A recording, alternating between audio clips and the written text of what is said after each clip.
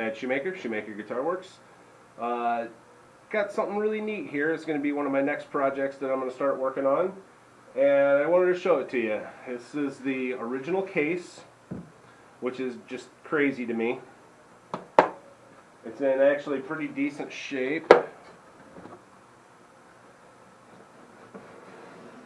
This is a, look at that case, it's just neat. Old chipboard case. This is a 1932 Harmony Supertone F32. It's a round hole archtop guitar. So it's arched like an archtop, but instead of having the F holes here and here, it's got a round hole. And it's got the stenciling on it. It's got the original pick guard still on it. It's got the original mother of toilet seat headstock on here. Even has the Supertone decal still inside. But this guitar is sat for a really, really long time, and the top has a slight warp to it, which I'm not super worried about.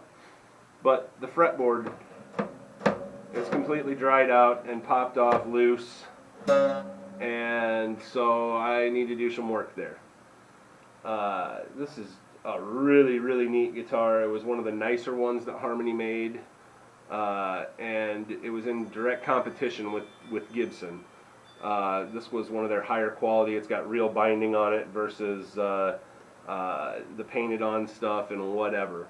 So this was a pretty high dollar guitar back in its day, but man, so original, so neat. I mean, it's got the original tuners, everything. Nice fat V-shaped neck, but this will be next on the chopping block for projects to do. So I figured I'm got to get a drill bit for one of my other projects, so I might as well start on it, right? So the first thing I'm going to do is I got most of the tension off these strings. And so I'm just going to cut the strings.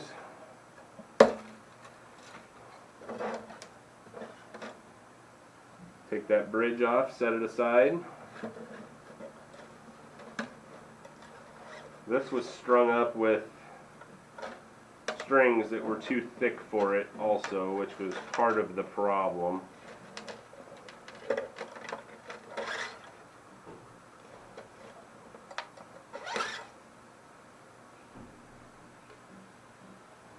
So, we got that taken care of. I'm just going to unwind these because they're not really connected the correct way.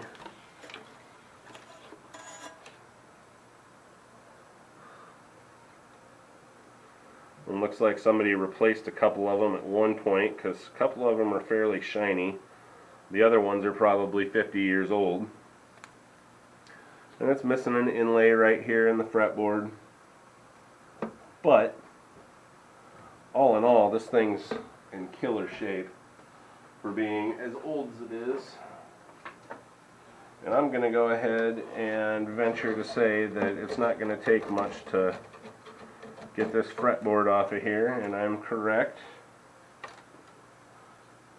I'll have to re-glue that, but you can see the fretboard is actually physically split from being so dry.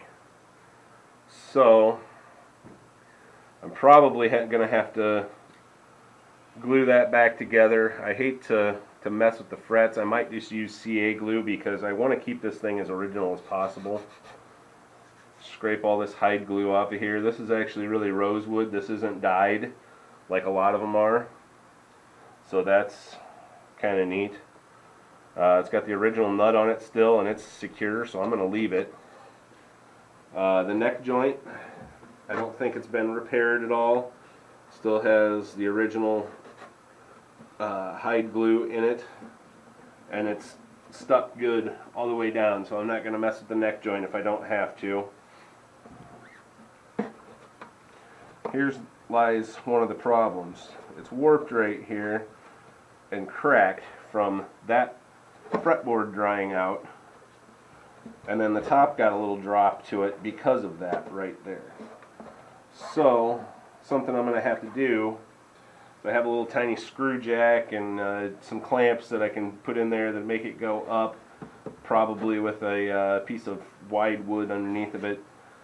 But I'm going to add some moisture to this and that clamp and lift it up and try and bring this area of the guitar up just a little bit so it matches the rest of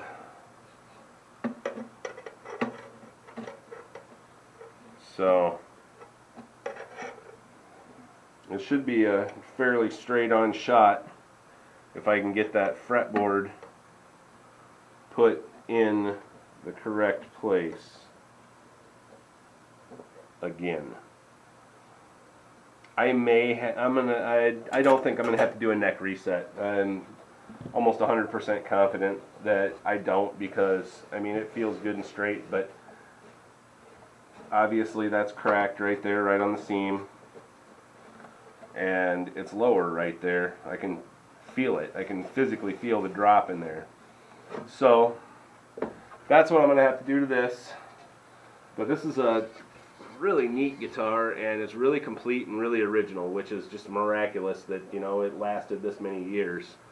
Had it had the string through bridge, it might not have lasted this long, because it probably would have pulled up on that top. They steamed these tops. These were not hand carved, so they were steamed and pressed, to my understanding, to make the top arched like that. So you know, it's got a few battle scars on it, a few little scratches here and there, but once I put the boiled linseed oil on it, that will kind of take care of most of that. The nickel on the bridge, because that's not chrome plating, that's nickel. The nickel on that is in pretty good shape. It's a little dull in a couple spots, but you know, you'd be, if you were 80 some years old, you would be or 90 years old, I guess. No, 80 years old. I'm trying to do my math here. I'm horrible with that. But if you were 80 years old, you'd be a little worn too. But even the back has an arch to it. It's arched up this way and arched out this way. And, you know, it's got its battle scars and whatever on there, but all the bracing is solid on it. And the back is nice and tight and not coming loose. You can see the seam, but I don't think it's ever been repaired. So this is a super neat guitar. But anyway, hope you enjoyed this first little snippet on this guitar, and if you like it, give me the thumbs up and hit that subscribe button, because at 200 subscribers we're going to give something away.